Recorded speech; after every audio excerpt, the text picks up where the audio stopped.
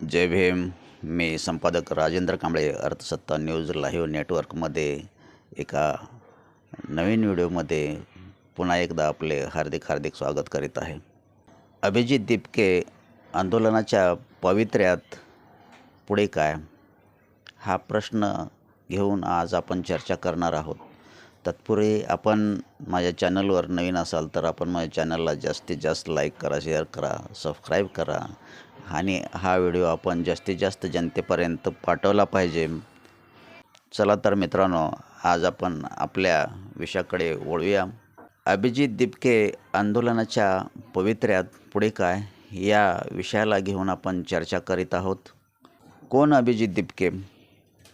तर मित्रांनो, या देशाचे जे सरन्यायाधीश आहेत त्यांच्या एका वक्तव्यामुळे या देशामध्ये कॉकरोच जनता पार्टी या सोशल मीडियावरील एका संघटनेची निर्मिती झालेली आहे आणि त्यांनी बेरोजगारी आणि पेपरफुटीचा विषय हातात घेतला आहे. अभिजित दिपके हे इतके दिवस अमेरिकेमध्ये होते आणि ते 6 जून रोजी भारतात येत आहेत आणि त्यांनी नुकतीच या आंदोलनाची घोषणा केलेली आहे. मित्रांनो, 2014 पूर्वी अण्णा हजारे आणि अरविंद केजरीवाल यांचेही या देशात सत्ता परिवर्तन होण्यास कारणीभूत ठरले होते. त्यामुळे आज नक्कीच या आंदोलनाची धास्ती भाजप सरकारने घेतलेली आहे. कारण या देशातील जे प्रश्न आहेत त्या प्रश्नाकडे लक्ष देण्याऐवजी नको त्या गोष्टीमध्ये भाजप सरकारने लक्ष दिलेले आहे. उदाहरणार्थ रामाचा प्रश्न असेल, हिंदुत्वाचा प्रश्न असेल, या देशाचे ब्राह्मणीकरण करणे, या देशाला गुलामीमध्ये लोटण्याचा प्रयत्न करणे, संविधान संपुष्टात आणण्याचा प्रयत्न करणे, ED असेल, CBI असेल, न्यायव्यवस्था असेल, निवडणूक प्रक्रिया असेल, सर्व संस्थावर भाजप सरकारने अतिक्रमण केले आहे. त्यामुळे या देशामध्ये भाजप सरकारविषयी असंतोष आहे.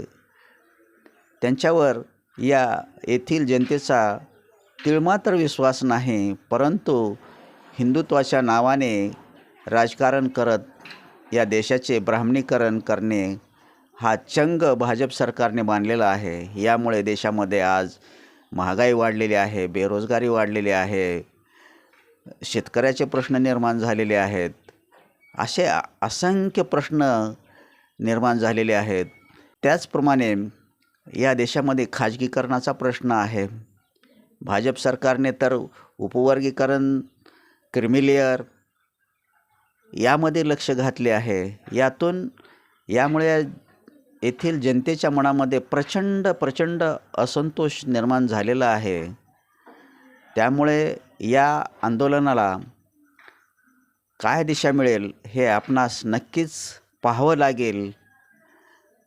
त्याचप्रमाणे या आंदोलनास किती लोक पाठिंबा देतील हे सुद्धा पाहण्यासारखे आहे. परंतु एक विचार करता नक्कीच या देशातील जे प्रस्थापित पक्ष आहेत, विरोधी पक्ष आहेत, काँग्रेस असेल किंवा इतर कोणतेही पक्ष असतील किंवा मग संघटना असतील, या सर्वांनी या आंदोलनास नक्कीच पाठिंबा देणे गरजेचे आहे. नक्कीच या देशामध्ये सत्ता परिवर्तन होणेसुद्धा अपेक्षित आहे. परंतु हे आंदोलन भाजप सरकार उलथून टाकणार, काय करणार की सत्ता परिवर्तन होणार हे नक्कीच आपणास येणारा काळच सांगेल. आपण पाहूया. या संदर्भात नक्कीच आपण वेळोवेळी देशामध्ये जे घडत आहेत त्याचा आढावा घेण्याचा आपण नक्कीच प्रयत्न करूया.